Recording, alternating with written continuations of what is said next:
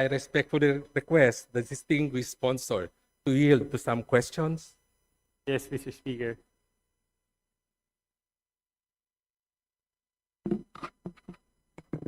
Distinguished sponsor, in relation to the question of Rep. Tino on PICAB, may I further inquire if the department has already submitted for recommendation for new board members of PICAB to the President?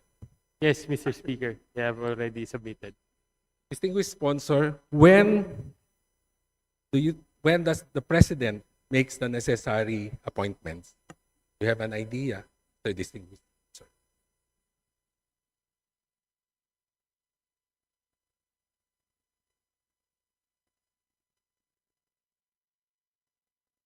So for now, their recommended people submitted to the Office of the President are still ongoing vetting process by the OP. So there is no specific timetable as to when he will appoint the other members of the PICAB.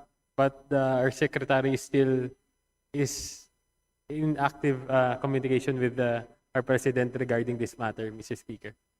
Thank you, Mr. Speaker.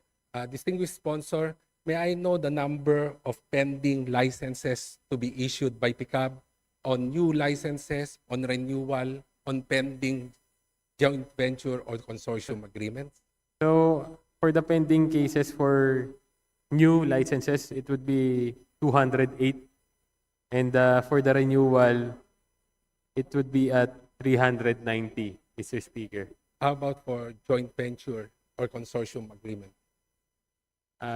They have no number yet, Mr. Speaker, but they will submit the number. Thank Mr. you, Speaker. distinguished sponsor. I have no more question. Mr. Speaker, there being no member of the minority who wishes to interpolate, I move to terminate the budget deliberations on the Department of Trade and Industries, its attached agencies and corporations. So move, Mr. Speaker. Thank you very much, Representative Alan T. Thank you from po. LPGMA. Majority Leader, what does the House say? Mr. Speaker, on the part of the majority, we join the minority in the motion to terminate the interpellations on the proposed budget of the Department of Trade and Industry, including attached agencies and corporations. There is a motion to terminate the interpellation on the proposed budget of the Department of Trade and Industry, including its attached agencies. Is there any objection?